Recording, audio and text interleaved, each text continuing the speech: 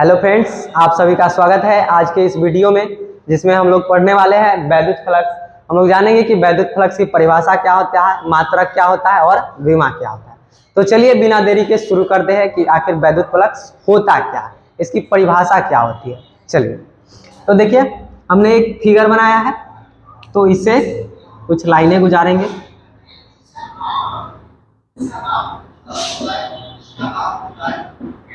ठीक, और ये भी एक फिगर बनाया है।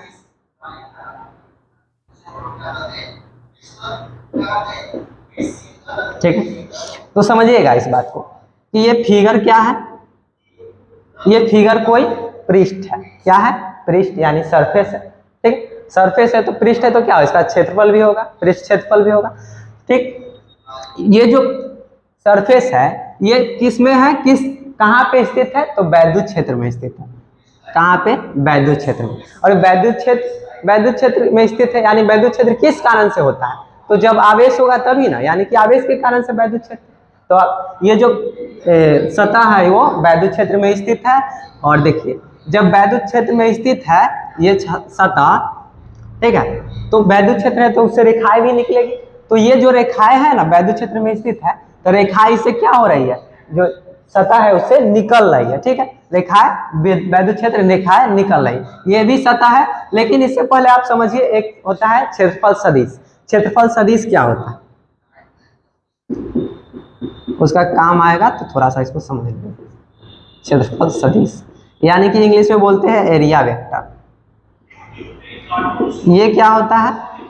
एरिया वेक्टर क्या होता है, तो सिंपल भाषा में समझिए, तो कोई भी सतह है ना, तो उसके एरिया, जो उसका एरिया वेक्टर होगा वो क्या होगा, सतह के लंबवत होगा, एकदम 90 डिग्री पर होगा। मान लीजिए कि कोई भी सतह, मान लीजिए कि ये एक सतह है, तो इसका जो एरिया वेक्टर होगा, इस तरह से सतह है तो इसका एरिया वेक्टर इस तरह से होगा, लंबवत, यानी कि इस तरह से इसका एरिया वेक्टर होगा। सिंपल भाषा में तो क्षेत्रफल सदिश क्या है, तो किसी पृष्ठ, क्षेत्रफल सदिश जो होता है वो किसी भी पृष्ठ के लंबवत होता है, एकदम 90 डिग्री पर होता है। और देखिए ये जो पृष्ठ है ये किस तरह से है, ये पृष्ठ इस तरह से है। मान लीजिए कि ये है, ठीक है, मान लीजिए कि ये पृष्ठ है, तो पृष्ठ इस तरह से रखा हुआ है, इस तरह से, ठीक ना। तो क्षेत्रफल सदिश क्या होगा, इस तरह से थोड़ी ना होगा, इस तरह से लंबवत नहीं होता है, इस तरह से लंबवत होता है। ठीक है, और जो ये पृष्ठ है ये इस तरह से है, ठीक है, तो इसका एरिया वेक्टर क्या होगा, इस तरह से। ठीक, चलिए अब आइए, जब वैद्युत क्षेत्र है तो इससे रेखाएं निकलेगी, तो वैद्युत फ्लक्स किसे कहेंगे? तो वैद्युत फ्लक्स किसे कहेंगे, किसी वैद्युत क्षेत्र में स्थित, परिभाषा क्या हो जाएगा कि किसी वैद्युत क्षेत्र में स्थित,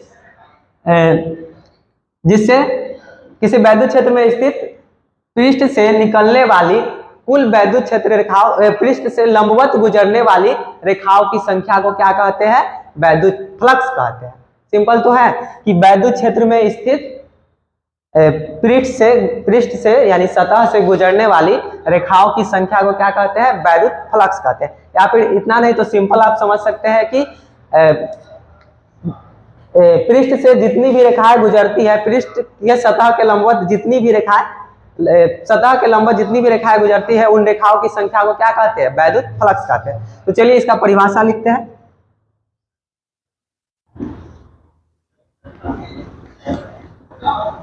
इसका परिभाषा लिखते हैं। परिभाषा क्या हो जाएगा, किसी वैद्युत क्षेत्र में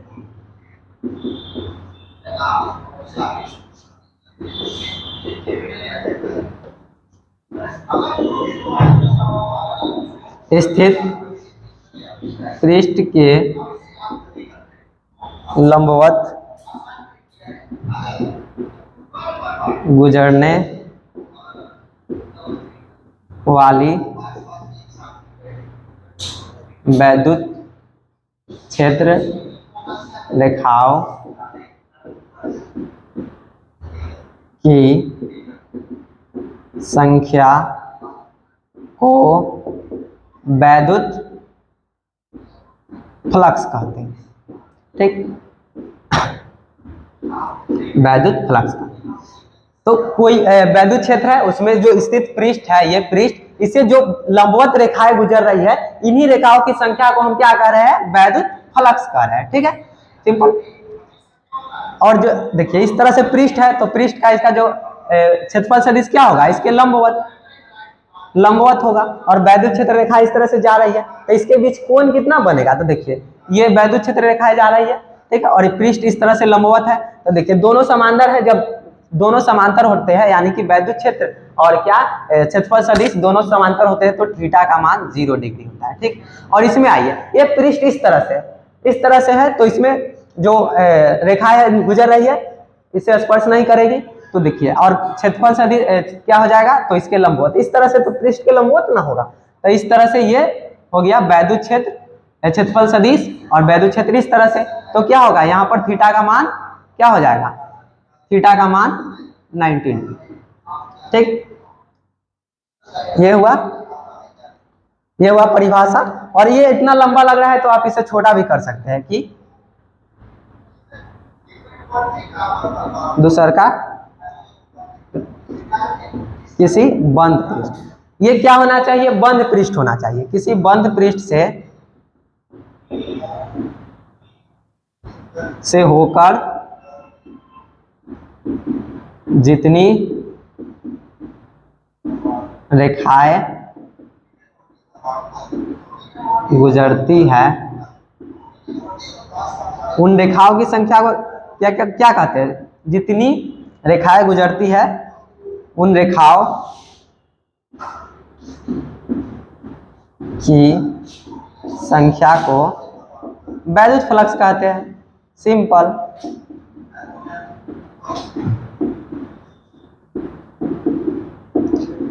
ठीक, अगर आपने नोट नहीं किया होगा तो इसका स्क्रीनशॉट जल्दी से ले लीजिए। चलिए अब आगे देखते हैं, इसको प्रदर्शित किससे करते हैं, वैद्युत फ्लक्स को प्रदर्शित किससे करते हैं, प्रदर्शित करते हैं फाई ई से प्रदर्शित करते हैं, ठीक है। ये जो फाई है इसको फाई पढ़ते हैं और ई, ठीक है। अब देखिए प्रदर्शित किए फाई ई से, अब इसका फॉर्मूला होता है फाई ई इक्वल टू, यानी कि वैद्युत फ्लक्स बराबर हो जाता है E vector dot S vector, ठीक। अब कहिएगा कि ई क्या है, तो ई हो जाएगा वैद्युत क्षेत्र, ठीक है, और एस क्या हो जाएगा, तो एस हो जाएगा क्षेत्रफल सदिश, कहीं कहीं पे ए भी लिखा रहता है, कोई दिक्कत नहीं। वो देखिए ई हो गया formula E vector dot S vector, तो देखिए इसका मतलब समझिएगा, यानी कि इससे भी हम परिभाषा बना सकते हैं कि वैद्युत फ्लक्स क्या है, तो वैद्युत क्षेत्र और क्षेत्रफल सदिश का अदिश गुणन है। क्या, देखिए यहाँ पर डॉट कहने का मतलब होता है, डॉट प्रोडक्ट कहने का मतलब होता है अदिश गुणन, जैसे इस तरह से रहेगा ए वेक्टर डॉट बी वेक्टर, तो ये हो गया अदिश गुणन, सदिश तो अदिश गुणन ही हो जाएगा। और सदिश वाला कौन होगा, तो ए वेक्टर क्रॉस बी वेक्टर, जो क्रॉस वाला रहता है उसको सदिश गुणन कहते हैं, ठीक है। तो यहाँ पर डॉट है तो डॉट वाला क्या हो जाएगा, अदिश गुणन, तो E vector dot S vector क्या हो जाएगा, अदिश गुणन। यानी कि वैद्युत फ्लक्स की परिभाषा इससे भी बन सकती है कि वैद्युत क्षेत्र और क्षेत्रफल सदिश के गुणन को क्या कहते हैं, वैद्युत फ्लक्स कहते हैं। या फिर देखिए जब डॉट प्रोडक्ट हटाते हैं तो क्या हो जाता है, ई एस कॉस थीटा, जब डॉट प्रोडक्ट हटाते हैं तो ये हो जाता है ई एस कॉस थीटा, ये फॉर्मूला निकला, ठीक है। अब देखिए अब आगे आते हैं, इसके कुछ केस है, केस यानी कि का केस देखिए, केस फर्स्ट में क्या होगा, ये वाला देख रहा है, तो यहाँ पर क्या हो रहा है कि वैद्युत क्षेत्र और क्षेत्रफल सदिश क्या है, समांतर है, यानी कि थीटा का मान 1 है। तो देखिए इसमें क्या होगा, फॉर्मूला हो जाएगा केस फर्स्ट में phi equal to E S cos theta, formula ये वाला लिए, ठीक, बराबर ई एस, ठीक है, ई एस और कॉस थीटा, थीटा के जगह पर कितना 0 डिग्री, कॉस 0 डिग्री, तो क्या हो जाएगा, कॉस 0 का मान कितना होता है, 1 होता है, तो 1 से गुना करेंगे तो ई एस ही ना हो जाएगा, एक केस ई हुआ। और देखिए केस 2 देखिए, केस 2 में क्या होगा कि फाई इक्वल टू फॉर्मूला वही ई एस कॉस थीटा। अब देखिए अब क्या हो जाएगा, ई एस कॉस थीटा, लेकिन देखिए यहाँ पर क्या है कि वैद्युत क्षेत्र और क्षेत्रफल सदिश वैद्युत क्षेत्र के लंबवत है, यानी कि थीटा का मान कितना 90 डिग्री, तो कॉस थीटा के जगह पर 90 डिग्री, तो ई एस और कॉस 90 का मान कितना cos 90 का मान होता है 0, तो बराबर हो जाएगा 0। यानी कि जो ये यहाँ पर क्या होगा कि वैद्युत फ्लक्स का मान हो जाएगा मिनिमम और यहाँ पर सॉरी मैक्सिमम, और यहाँ पर जो होगा वैद्युत फ्लक्स का मान मिनिमम होगा, यानी यहाँ पर ज्यादा होगा और यहाँ पर कम होगा। यहाँ पर 0 होता है, वैद्युत फ्लक्स एक भी नहीं होता, और यहाँ पर अधिक होता है। ठीक है, तो ये आप समझ गए होंगे, नोट नहीं किए होंगे तो जल्दी से स्क्रीनशॉट ले लीजिए।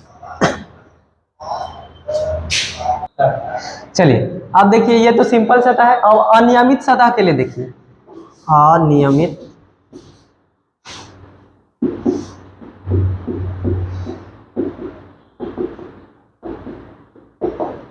मान लीजिए ये अनियमित सतह है। ठीक है, तो इसमें मान लेते हैं ये अनियमित सतह है, तो इसका एक छोटा सा, ये अनियमित सतह है तो इसका क्षेत्रफल हुआ, तो इसका मान लेते हैं हम अल्पांश क्षेत्रफल मान लेते हैं यहाँ पर एक छोटा सा क्षेत्रफल है। तो क्या होगा, इसका जो क्षेत्रफल सदिश होगा क्या होगा, इसके पृष्ठ के लंबवत और वैद्युत क्षेत्र इस तरह से, तो इसके बीच क्या होगा, थीटा कोण बनेगा। ठीक है, तो फॉर्मूला वही वाला लगाएंगे कि phi equal to ES cos theta. ठीक है, लेकिन देखिए हम लोग यहाँ पर DS, यानी इसको DS कहने का मतलब होगा कि अल्पांश पृष्ठ, अल्पांश पृष्ठ। ठीक है, अल्पांश मतलब अल्पांश पृष्ठ है तो अल्पांश क्षेत्रफल होगी, क्षेत्रफल सदिश का अल्पांश। ठीक है, तो जब d फाई यानी कि तो ये वाला पृष्ठ के लिए था, लेकिन हम लोग यहाँ पर छोटे से पृष्ठ के लिए कर रहे हैं, तो क्या हो जाएगा, d फाई e हो जाएगा। d कहने का मतलब हो जाता है कि सूक्ष्म छोटा सा, बराबर e, और s यानी कि क्षेत्रफल सदिश s है, तो यहाँ पर हम क्या लेंगे, छोटा सा है तो ds cos थीटा।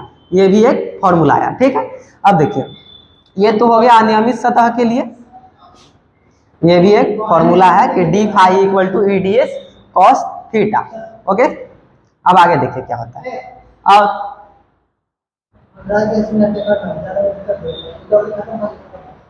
अब देखिए आगे, ये हो गया अनियमित सतह के लिए। ठीक है, अब इसका मात्रक जान लेते हैं, मात्रक क्या होता है। थोड़ा सा मिटाना पड़ेगा इसको, हम देख लीजिए इसे, इधर मिटा देते हैं।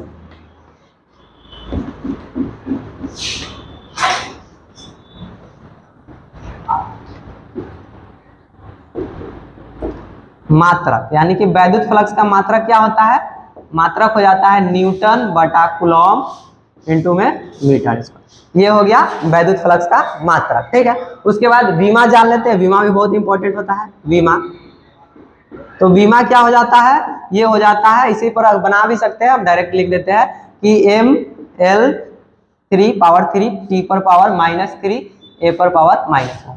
ये हो गया विमा। विमा को बराबर ब्रैकेट से सूचित किया जाता है। ठीक है, ये हो गया विमा,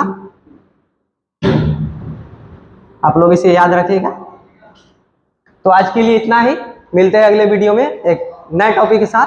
तब तक के लिए वीडियो देखने के लिए धन्यवाद।